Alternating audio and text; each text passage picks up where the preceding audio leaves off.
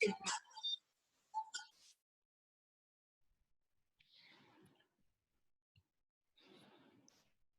bismillahirrahmanirrahim. Assalamualaikum warahmatullahi wabarakatuh. Ketemu lagi di mata kuliah produksi iklan cetak dan audiovisual. Kali ini kita di pertemuan ketiga. Kuliah kali ini akan membahas tentang bagaimana sih konsep kreatif untuk dijadikan sebuah brief atau konsep dalam beriklan. Nah, kita mulai dengan bacaan basmalah bersama-sama. Bismillahirrahmanirrahim. Saya izin share ya materi. Oke. Baik. Oops. Oke. Jadi teman-teman di produksi iklan cetak dan audiovisual kali ini teman-teman akan benar-benar diuji kreativitasnya dalam membuat iklan, utamanya untuk menciptakan sebuah brief iklan. Kita mulai. Baik. Nah, jadi teman-teman dalam mengerjakan sebuah iklan itu sangat-sangatlah dekat dengan kata kreativitas, gitu ya. Kreativitas itu adalah sesuatu yang boleh dibilang dia tidak struktur atau abstrak, terus kemudian hanya ada dalam pikiran, terus kemudian tidak pada ranah benar atau salah, dan sebagainya, dan sebagainya. Saya mencoba untuk mencari definisi kreativitas itu sendiri. Kreativitas itu adalah kemampuan untuk menyajikan gagasan atau ide baru. Menurut saya seperti itu. Nah, permasalahannya, kreativitas ini tidak disadarkan dan didasarkan oleh realitas dan juga fenomena yang terjadi. Tidak mudah untuk melihat itu. Dan tidak mudah juga bagi teman-teman untuk menemukan sikap berani dalam menyalurkan ide. Makanya setelah kreativitas itu dibangun, maka inovasi merupakan aplikasi dari sebuah kreativitas itu, atau gagasan atau ide baru itu. Yang tujuan utamanya adalah dalam ranah periklanan itu untuk memberi informasi, membujuk, helping, dan advertising untuk mengingatkan, meningkatkan nilai, dan meledakkan iklan dalam tanda kutip ya. Jadi, ketika kreativitas itu diaplikasikan dan berubah menjadi sebuah inovasi, maka teman-teman bisa memberikan informasi dengan baik, membujuk dengan sempurna, mengingatkan customer, dan juga meningkatkan nilai, dan bisa meledakkan iklan. Oleh karenanya, teman-teman mulai hari ini harus bisa belajar menerima masukan ataupun kritikan, baik itu yang pedas, membangun, atau yang bersifat menjatuhkan. Itu harus belajar menerima. Sehingga fokus dari tujuan teman-teman ketika menjadi mahasiswa yang belajar tentang periklanan adalah untuk meledakkan iklan. Tentunya secara teoritis kreativitas seperti itu ya.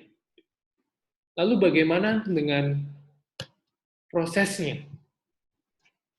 Jika kata kreatif menurut Creative Education Foundation adalah suatu kemampuan seseorang atau sekelompok orang yang mereka itu menemukan pendekatan baru atau terobosan baru dalam menghadapi masalah tertentu dengan cara yang baru, unik juga, maka proses kreatif ini mencakup dari pelaksanaan dan pengembangan ide yang nantinya dapat dikemukakan strategi pasar dalam membentuk komunikasi yang efektif. Jadi, proses kreatif yang pertama itu adalah teman-teman itu dianggap menemukan pendekatan, terobosan untuk menghadapi masalah tertentu. Maka hasilnya adalah strategi pasar dalam bentuk komunikasi yang efektif itu lahir di sana. Makanya ketika kita bicara tentang periklanan, ataupun ranah keilmuan komunikasi, mau itu di public relation, broadcasting, dan sebagainya, ya pasti ada headline-nya, ada perwajahan, ada naskah, kemudian skrip untuk iklan radio, storyboard untuk iklan televisi, dan juga media cetak. Perwajahan itu bahasa Inggrisnya brief, kalau tidak salah. Nah, maka kreatif itu merupakan sebuah proses. Kreatif itu merupakan sebuah proses. Kenapa? Karena tujuannya adalah untuk bagaimana teman-teman menciptakan sebuah pendekatan baru, terobosan baru untuk menghadapi masalah dengan cara yang baru. Kreatif. Proses. Nah, seringkali ditanya bagaimana sih cara mengaplikasikan kreatif ini? Itu. Biasanya orang kreatif itu dasarnya adalah sebuah exploring, observasi, dan sebagainya. Bisa dikatakan juga sebagai sebuah riset. Makanya ada sebuah contoh ketika teman-teman ingin membuat proses kreatif untuk obat mah, lihat ya, dari pertanyaan 1 sampai 8, itu sudah berapa lama Anda menderita, menurut Anda sebelum menggunakan Fokusit itu salah satu brand dari obat mah yang dalam tanda kutip dari contoh ini untuk dibuatkan sebuah brief iklan, terus mengapa beralih, segala macam. Nah, ini untuk si pemakai. Exploring ini digunakan untuk finding fakta, data, dan juga mengaplikasikan proses kreatif tadi itu. Explore. Nah, jadinya, teman-teman ketika berproses kreatif itu ada dasarnya. Tidak hanya asumsi, tidak hanya imajinasi yang digunakan, tapi ada salah satu ranah, yaitu ranah yang teman-teman selaku akademisi itu mencintai banget, yaitu adalah bagaimana exploring untuk menemukan fakta dan data. Makanya, dalam setiap proses kreatif itu, ketika teman-teman menjadi berprofesi sebagai seorang advertiser yang profesional tentunya, maka letakkan itu di who, what, why, where, and how. Karena dari contoh tadi, dari 8 pertanyaan tadi, jelas kita mengidentifikasi sesuatu. Siapa target audiensnya? Ini melingkupi dari umur, range umur, usia berapa sampai berapa, kemudian jenis kelamin, kemudian background kebudayaannya, latar belakang budayanya, apakah dia dari suku tertentu, dari ras tertentu, terus kemudian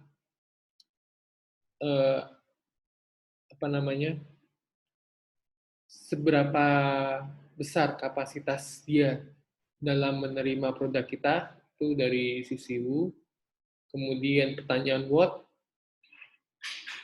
ini lebih ke kita, jadi kita menemukan data dan fakta ketika seseorang menggunakan produk kita itu, bagaimana sih servis yang kita berikan, bagaimana sih produk yang kita berikan ke mereka, apakah berguna atau bermanfaat, atau bagaimana sih menggunakannya susah atau tidak. Terus why ini yang paling dicari dari semua proses kreatif, yaitu identifikasi motifnya atau alasan dari customer kita, dari pelanggan kita untuk kita mengemukakan kembali tentang kita harus desainnya gimana nih, komunikasinya harus gimana. Apakah butuh packaging baru, ataukah butuh desain atau creating komunikasi yang baru, ini adalah alasan atau motif. Kemudian, where itu identifikasi mengenai bagaimana kita mendeliver pesan kita. Menggunakan media sosial kah? menggunakan media masaka, menggunakan iklan televisi, iklan media cetak, radio, dan sebagainya. Itu where. Dan how. How di sini lebih kepada menciptakan simbiosis mutualisme, saling menguntungkan antara kalian dan produsen, bagaimana kita bisa mendesain produk atau layanan jasa kita itu diterima dengan baik dari data yang disampaikan oleh konsumen. Nah, who, what, why, where, and how ini adalah 5W1H, ya kan? 5W1H ini adalah dasar riset untuk kita berproses kreatif. Oleh karenanya, tadi saya bilang dan tekankan di awal, kreatif itu memang sebuah proses panjang untuk menemukan gagasan baru, terobosan baru, cara unik yang baru untuk menyelesaikan masalah. Nah, masalah yang didapat itu harus dasarnya adalah fakta dan data. Jadi tidak boleh kita berasumsi selaku produsen. Tidak boleh kita hanya, wah, baiknya kayak gini nih, kita nonsense. Gitu ya. Jadi harus ada dasar risetnya, atau hasil risetnya, atau hasil exploring tadi itu. Oleh karenanya, saya akan memperkenalkan secara pengantar dulu untuk konsep AIDA dalam kontekstasinya komunikasi pemasaran. Jadi kalau misalnya iklan itu, beriklan itu kan adalah sebuah medium atau media penyampaian pesan dari konsep yang kita kerjakan. Nah, konsep AIDA ini adalah lanjutan dari setelah exploring tadi kita lakukan, yaitu interest, desire, dan action. Kenapa kita butuh konsep AIDA ini? Karena produk atau layanan atau jasa itu menjadi top of mind di masyarakat. Makanya dengan menggunakan 5 question tadi, 5W1H, dan juga pada nantinya ada konsep AIDA yang melatar belakang. Kesukaannya pelanggan di mana, desainnya di mana, aksinya akan seperti apa. Nah, lalu apa yang dimaksud dengan 5 fingers? 5 fingers itu adalah komunikasi pemasaran itu sendiri, atau story of communication marketing.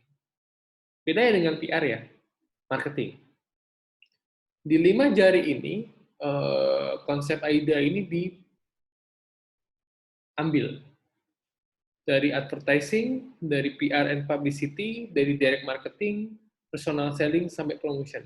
Tadi saya bilang beda loh, advertising dengan PR. Oleh karenanya, marketing komunikasi ini adalah keseluruhan dari konsep komunikasi pemasaran. Dan AIDA itu ada di jempol yang sedang kita pelajari, yaitu di ranah advertising.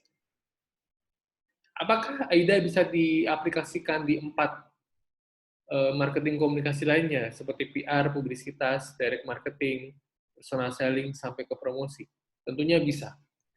Karena komunikasi pemasaran ini liputannya itu melingkupi 5 jenis ini. Oleh karenanya, kita harus memahami satu persatu. Promotion, personal selling itu adalah bagaimana kita dalam tanda kutip menjual kemampuan diri kita, kemudian ada direct marketing, bagaimana kita mendirect marketing, maksudnya mendirect itu marketing yang hard selling, kemudian kita ke soft sellingnya yaitu PR dan publicity atau PR dan publisitas. Bagaimana kita menciptakan komunikasi pemasaran yang bukan datang dari kita tapi datang dari konsumen. Konsumen memberikan testimoni segala macam, itu adalah konsep dari public relation dan publisitas. Oleh karenanya, hari ini kita akan masuk ke creative brief. Ada 4 faktor utama ketika melakukan creative brief. Yang pertama adalah strategi pendekatan, yaitu penentuan strategi didasarkan pada riset tadi itu exploring dengan konsep apakah sudah melingkupi aspek emosional atau rasional. Gitu. Emosional atau rasional itu seperti ini. Tadi saya bilang bagaimana produk itu bisa digunakan dengan sangat baik tanpa menyulitkan konsumen itu rasional. Emosional itu bagaimana tadi produk itu langsung dikenali oleh masyarakat. Entah itu dari logonya, entah itu dari kemasannya, dan sebagainya. Itu strategi pendekatan. Terus, ranah yang paling penting adalah cara komunikasi kita. Konsep komunikasi tampilan gaya baik dari sudut desain, visual, layout, tipografi, gaya bahasa, seperti apa yang akan dipakai. Tidak boleh loh di Indonesia itu, sebagai sebuah contoh, iklan rokok menampilkan dengan sangat lugas, gamblang, orang sedang merokok.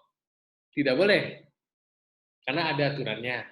Tidak boleh loh, iklan alat kontrasepsi bagi orang dewasa atau suami istri digambarkan secara gambar dan lugas. Tentu itu tidak boleh. Oleh karenanya, cara berkomunikasi inilah yang penting. Ketika kita mengambil contoh untuk iklan rokok, kebanyakan itu kan iklan-iklan yang dia menampilkan pemandangan, kemudian aktivitas tertentu, yang justru menggambarkan brandnya, bukan aktivitas orang sedang merokok. Itu ya. Dan juga ketika kita sedang menonton olahraga, misalkan entah itu sepak bola atau basket, yang ditonjolkan itu bukan bagaimana indahnya permainan basket atau bagaimana cara dunk, bagaimana cara lay up kalau di basket, kemudian bagaimana cara menendang bola, penalti, tapi lebih kepada siapa pemainnya, kemudian bagaimana kemampuannya segala macam. Nah, itu cara berkomunikasi. Dan ini adalah ranah kita untuk melahirkan yang namanya creative brief. Dan yang paling penting adalah faktor ketiga, yaitu tema. Tema kreatif ini yang merupakan proses yang kita kenalan tadi di awal, yang harusnya dikembangkan dalam sebuah penciptaan iklan. Oleh karenanya, faktor yang keempat, ide itu menjadi sesuatu yang sangat mahal dan harus diapresiasi. Mau itu kita tematik, mau itu kita historis, realistik, bahkan imajinatif. Sebagai sebuah contoh dari 5 story of communication, komunikasi pemasaran marketing tadi, ada konsep PR dan publicity. Konsep ide di sini kemarin berapa hari yang lalu, sebagai sebuah contoh ya, Universitas Asia Yogyakarta menang video profil dengan konsep imajinatif, itu apa namanya, penggambaran melalui heroes dan dikartunkan, itu menang juara kedua di Public Relation Indonesia Award. Itu suatu yang membanggakan bagi semua sivitas Unisat, Yogyakarta tentunya, yang bisa akhirnya melahirkan sebuah konsep ide imajinatif untuk profil kampus. Untuk profil kampus. Yang biasanya profil kampus itu dengan menggunakan orang sungguhan, model, dan sebagainya, tapi ini dengan penggambaran heroes dengan konsep kartun, itu sesuatu yang menarik dan kreatif. Nah, itulah konsep ide. Oleh karenanya, hari ini penting teman-teman mengetahui bagaimana sih cara membuat brief. Nah, oleh karenanya, apa itu brief? Semoga bagian ini bisa menjelaskan dengan baik ya. Nah, jadi dari kita kenalan dengan apa itu kreativitas, proses kreativitas, bagaimana exploring, masuklah kita di brief. Brief itu melibatkan yang namanya klien. Apa sih yang kalian butuhkan? Contoh teman-teman itu adalah seorang konseptor iklan yang profesional, kemudian kalian mendapatkan klien botol minum misalkan, air putih misalkan. Nah, dia itu membutuhkan tujuan, siapa target audiensnya, konteksnya akan bagaimana, sampai kepada constraints-nya akan seperti apa. Makanya, setiap brief itu didasari oleh Creative Critical Reflection Thinking, atau yang dinamakan proses desain, berpikir desain. Gitu. Ada kreativitas di sana, yang tadi kita udah kenalan. Ada critical di sana, artinya kita harus lebih jeli melihat atau mengkritisi apa tadi yang masuk data. Exploring-nya itu apa tadi. Gitu ya. Kemudian ada reflective thinking, refleksi terhadap klien atau brand yang sedang kita briefkan itu seperti apa. Jadi apakah, wah saya kurang untuk logonya, saya kurang untuk ininya, itulah design thinking. Oke. Kemudian, teman-teman, kita awali dengan riset. Kita awali dengan riset untuk mengeksplor tadi itu informasi atau investigasi dan sebagainya. Kemudian dari riset itu kita aplikasikan. Informasi, inspirasinya seperti apa, desain idenya seperti apa, lalu kita mendevelopnya. Jadi ada yang namanya visual komunikasi di sini bermain. Jadi dari hasil riset, kemudian kita analisis, ya kan? Kita coba membedah dari hasil riset tersebut, terus kemudian kita develop menjadi sebuah konsep, entah itu dengan visual yang keren, 3D, atau dengan visual cetak, sampai kita ke the environment. Atau artinya, setelah kita develop konsep tersebut, kita evaluasi, kita berikan ke klien, Pak, Ibu, ini. Kita akan membuat iklan botol minum air putih seperti ini. Adakah revisi? Habis itu baru dipresentasikan. Itu brief. Jadi, ini merupakan proses. Dan dimulai dari sebuah ide kreatif yang didasarkan dari riset. Jangan pernah membuat brief tanpa adanya riset. Itu ya. Terakhir, harus berani menerima revisi. Oleh karenanya, dalam sebuah brief ada poin-poin indikator yang sering dilihat oleh klien atau dalam hal ini saya dosen pembimbing dan sebagainya, yaitu proyeknya apa sih? Dan skupnya mau sampai mana? Overview-nya seperti apa? Kemudian objektifnya akan seperti apa? Apakah itu penting? Lalu siapakah target audiensnya? Adakah budget yang akan dikeluarkan? Overall-nya berapa? Kemudian timeline-nya seperti apa? Dan bagaimana kita deliver per part timeline tersebut? Apakah berjenjang atau sampai di akhir? Oleh karenanya, concern dari brief itu tampilannya seperti ini. Sebuah contoh ya teman-teman. Jadi di sini ada identitas kliennya. Kemudian ada brandingnya. Lalu tujuannya apa sih? Gitu kan? Tujuannya apa? Kemudian cara direction kreatifnya seperti apa? Target audiensnya siapa? Terus kemudian kita tuh akan mendeliver atau creative direction-nya dari mana? Web link kah? Atau redesign logo kah? Dan sebagainya. Nah, hal-hal seperti ini itu berubah menjadi seperti itu. Inilah hasil akhir dari brief.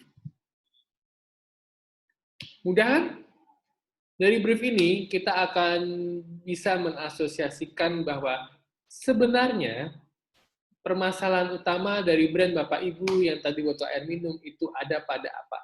Contoh, ini untuk Townsides Brewing Inch. Jadi logonya itu logo sebuah perusahaan sepertinya peternakan dan sebagainya.